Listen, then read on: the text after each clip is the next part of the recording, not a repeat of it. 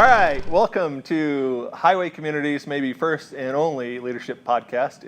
I think we're on take like 8, and so This is great. We're going to get through this. We're one. on a roll. My name is Scott. It's been a blast doing class with you guys for the last 5 weeks. I was also in history, ecclesiology, and so this last week, finals week, was crazy. My mind is a little mush, but I love talking leadership. I love sitting down with this guy talking about leadership. This is Steve Crowder, one of my lead pastors. So I'm going to just ask you to introduce yourself to the class and say, hey. Absolutely. Man, it's great to be with Scott. And teachers, please give him extra credit. Yes. He needs as much as you can give him. But man, he's a good friend, and we love doing life and ministry together, our families. And it's great to get and sit down and talk leadership today. I've been a pastor now for probably about 21, 22 years in a lot of different capacities. Also worked bivocationally in other types of jobs outside of the church setting. Got a wife, almost 20 years going, and 3 teenage kids. So having a blast in life. But man, once again, great to be with you guys today to talk about leadership. Can't go wrong with that. Yeah, and looking at our mugs and then maybe looking at our wives, we both married up. So yeah, we did. That's a good thing. Absolutely. Hey, you and I have both spent some time in ministry and in what people would categorize as a secular job or for-profit environment. What's the difference in leadership between ministry or nonprofit and the for-profit secular arena? Yeah, I think at the core of it, first off, leadership is influence. You've got to understand that there needs to be someone behind you following. And so no matter where you're at in that area of leadership, you can be a good or bad leader, but you are influencing, people are following one way or another. And so when it comes to a secular job versus a church, there is absolutely no difference, and then there's a huge difference. And that sounds contradictory, but let me explain. So the no difference aspect of that is you are influencing one way or another. A good leader is a good leader, and they are empowering others. They're doing the things that a good leader does or a bad leader does in any department, any area, any field of business, commerce, finance, medical, or the faith community. And so, we've experienced both sides of that, and so we understand that. But the big component that is different is a spiritual component for the church. So when we navigate leadership in the church, we're not just trying to improve people's life or help them have skills to lead others. We're also helping them to cope with life and to be successful in every area of their life. So there's a God component, a spiritual component, a Jesus component for us who are Christ followers. And so there's a huge difference, and then there's no difference at all in how we lead well or we lead in an area that could be improved. Right. Along those lines, as I've been in the military, I've been in a secular environment, and been in ministry. Military had to do what you're told, follow orders, or you go to jail. Secular world, you either do what you're told or you lose a paycheck. How do you motivate people in a very much volunteer-driven environment? Yeah, for our community here, it's still a smaller community, so very few of us get a paycheck, if any is part-time paychecks, and so most of our core leadership is volunteer-based, and so there's got to be vision. First and foremost, for any organization, there's got to be a why behind the what. What are we doing? Okay, that's great, but why are we doing it? That's even more important. And so there has to be vision. Cast vision leaks. It's kind of leaky boat. You've constantly got to put more vision into the relationships, the organizational structure. But vision is something that people can latch onto that's bigger than a paycheck. It's bigger. I would say there's aspects you can tie a relationship to that. If there's relationship, that's one thing. But when there's vision, okay, now there's even purpose to the relationship. Right. And so I would say the core, the forefront, there's got to be vision that motivates a why behind the what, or let's just go climb some mountains and hike and go skiing. Right. Because why do church? Right. And so once again, it goes back to the spiritual aspect of why we do what we do. Right. This being Veterans Day, I thought I'd pull in a quote from Norman Schwarzkopf from the First Iraqi War. Yep. And he said this. He said, learn far more from negative leadership than from positive leadership, because you learn how not to do it, and therefore you learn how to do it. So I'm going to ask you, what have you learned from poor leadership in the Why you past? gotta be so negative? Man, this is like a positive video, Scott. Seriously, he needs extra credit, please. No, seriously, it's a good question. Obviously, Schwarzkopf was a great leader, knew what he was talking about to influence the way he did militarily. I think it ties to our human nature, I'll be honest, because we remember the negative more than we remember the positive. So Yeah. at the core of it, I think it sticks. It's got a stickiness to it that we remember, we walk away with, because usually when it comes to leadership, and if we have bad leadership, people get hurt. People come up against something that leaves them, at the minimum, wanting more, but at the most common element, it hurts them in some way, shape, or form. Emotionally, hurts relationship. And so that typically sticks with us in our thoughts and our memory, I think, more than just when we do it good. We tend to forget what we do good Right. because we're really hard on ourselves majority of the time. Right. So Right, I would say there's an element of component there. I think we both have plenty of leaders in our life or past experiences that we can tie into, even when it wasn't us making the mistake, it was someone in our department or area or boss, that we remember how it made us feel to not be empowered, to not Yep. be trusted, or fill in the blank with that. Right. And so that even sticks with us, that we don't want to do that to other people. Right? Yeah. So I think that describes a lot of my leadership convictions, is going through that. It's like, okay, I don't want to be that kind of leader. right. Sometimes I still stumble and do the things I don't want to do. Sound like Paul in Romans. But it's like, okay, I don't want to do that, so scratch that off. Don't be like that. Don't lord it over people, or don't be whatever. So on the flip side, then we'll turn it positive. Hey, it's about time. Positive. What are some of the things you've learned from positive or good leadership? Yeah, I guess you could say there is something still to learn from people that have done it well. On the flip side, because of how it empowered you or made you feel that you could lead in the same capacity, or it expanded you, it took you to another level. I would say majority of the time you saw growth in yourself because of a good leader. And so that, to me, once again, boils back down to the experience. I think we remember things and learn because of the experience of it. And so when you have a good leader, you can learn. It's kind of like a disciple of Jesus. I mean, he spent time with them and watched how Jesus interacted. And so therefore there was something to replicate because you saw the product, the fruit of it. And so that, to me, is the experience, is a fruit in your life or the situation, the organization.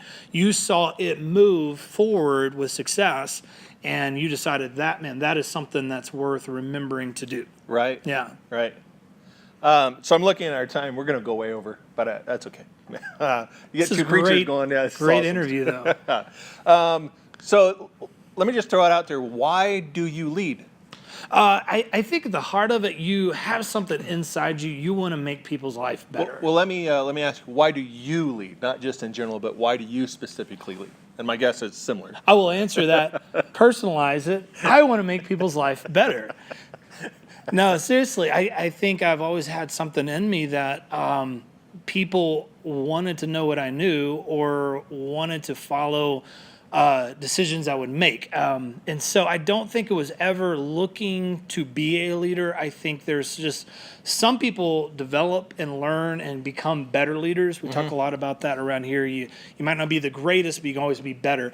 I think some people just are gifted to lead and influence. And I think I noticed that from a young age, that there was influence around me, whether it was in the sports, or at church, or in a job setting. And so I've always found influencing people, making their life better, resonates in my heart, kind of as a top priority.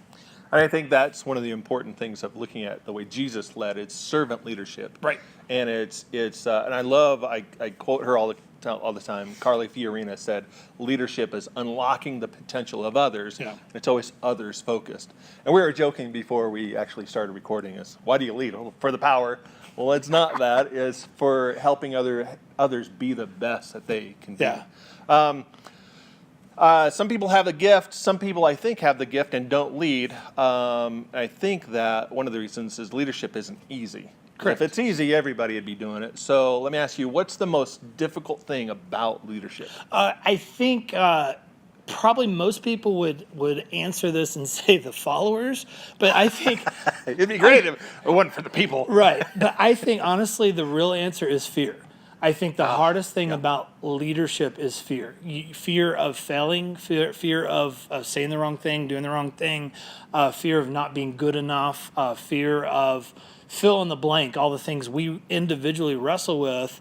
Because I think a great leader is someone who stepped past fear in spite of fear with this thing we call courage. But I think fear is the hardest part of leadership in any capacity. Right. Yeah, I think that I would sum it up with that to save time. I would also, I think, the digging underneath the surface a little bit is if someone doesn't admit to some kind of fear, then they maybe fear the most because they're just overcompensating for something. Correct. Yeah, fear is tough. So we learned in our book. See all these tabs? Yeah, all these tabs. I've been studying. He did read it. Couldn't mark it, could have rent it. It's only like $1,400 to buy. So we learned in our book that a good leader is self-aware.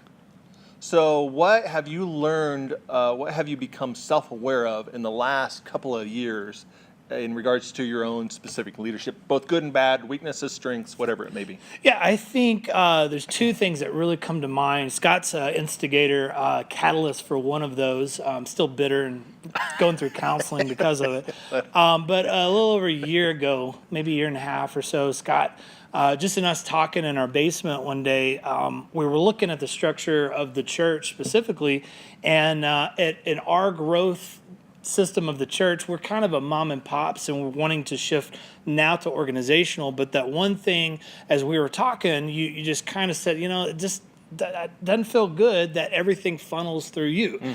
And so before then, I probably wouldn't have confessed and said, hey, I'm a controlling leader. But that opened my eyes to one of the things I'd been trying to find that was wrong with my leadership. And it was frustrating. Scott was kind of worried that day he had killed any bridge of future relationship. He was man, I could tell you were mad. But I was more not mad at him in the question. It was more of, wow, I've missed it this whole time.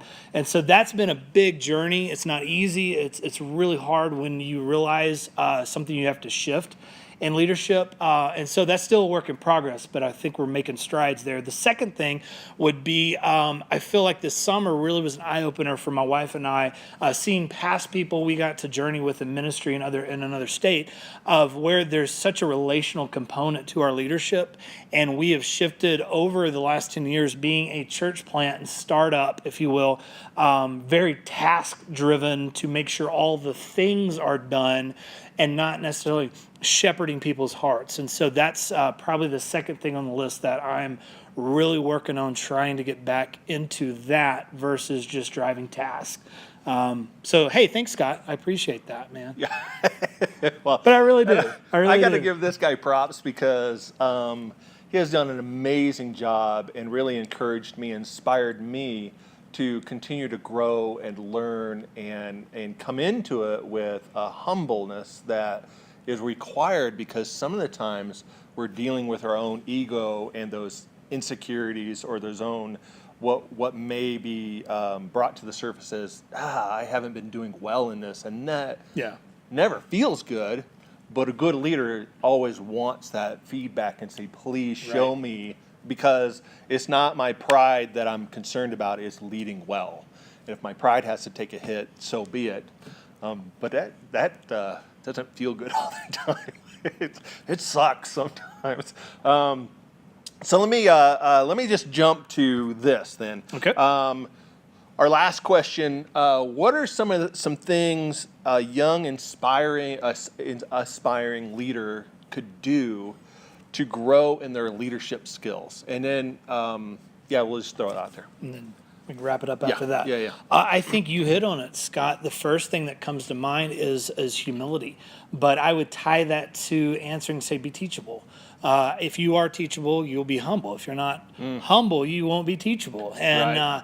Teachable means not only you're a learner, but you're wanting to learn through those hard things, the correction, the other voice. Someone who is a great leader, I think, is always learning. I heard years ago, can't give the right person credit, don't know, but leaders are readers.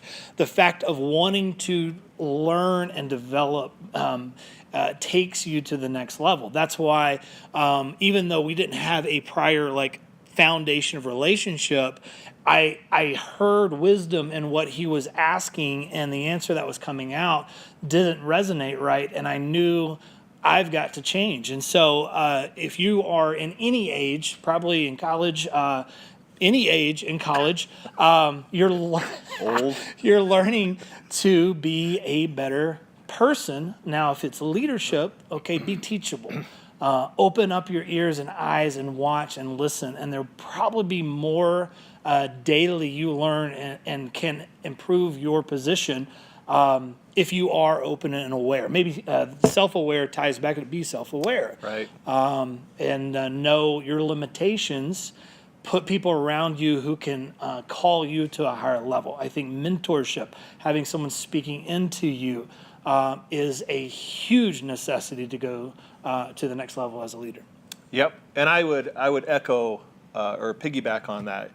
Surround yourself with good people, but ultimately you're responsible for your own leadership development. You can't sit around and say, "Well, nobody's pouring into me," blah blah blah, because especially with today's technology, there's Absolutely. a plethora of books and podcasts and all kinds of stuff.